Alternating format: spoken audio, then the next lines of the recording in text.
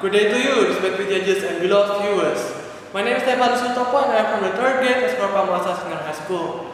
And today we will talk to you about something quite interesting. How should we synergize faith and science in order to get greater things from it and in order to create a greater life?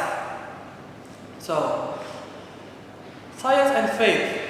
I think some of you might be surprised to hear that science and faith can be reconciled. And one Western scientist will agree to you about that.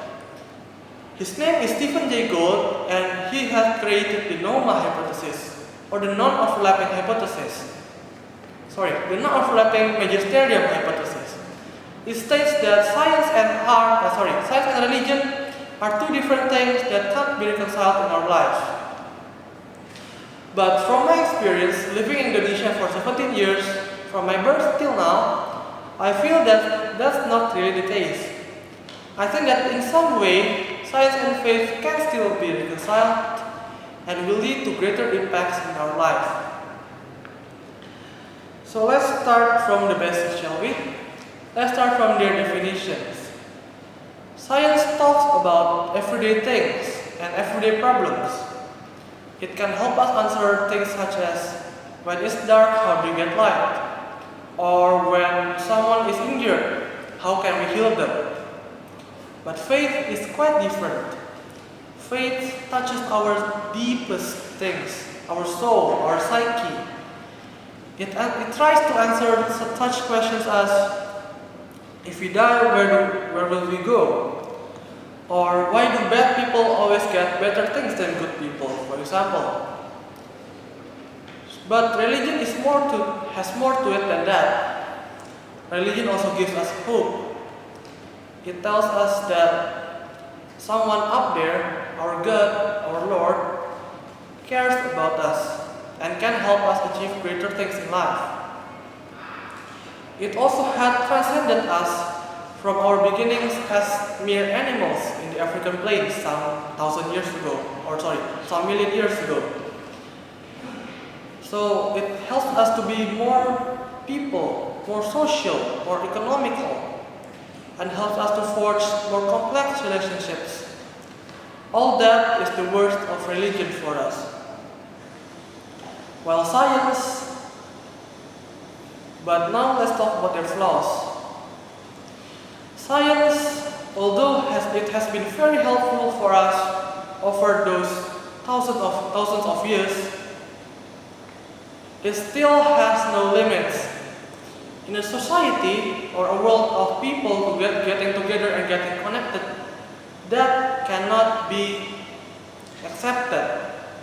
We need some boundaries. We need some fence to keep it from going too much, from hurting humanity, for example. There comes religion and faith. But religion and faith also have their own flaws. When science is too free and too liberal, religion can find itself to be too conservative. It can direct itself from the problems it tries to solve in every people's heart, for example.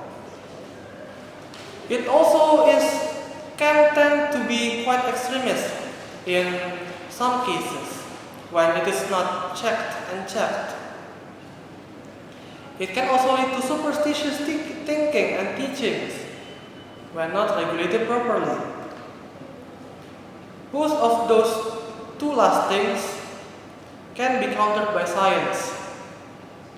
When religion teaches us to be extremist and that all that we think is true, science can counter that by saying that, no, not really. Not everything you think is true. Some of them can be wrong, and you have got to be open-minded about it. When religion gives us superstitious thinking, science can counter that by telling us to be more logical. You should be more logical because life depends on logic.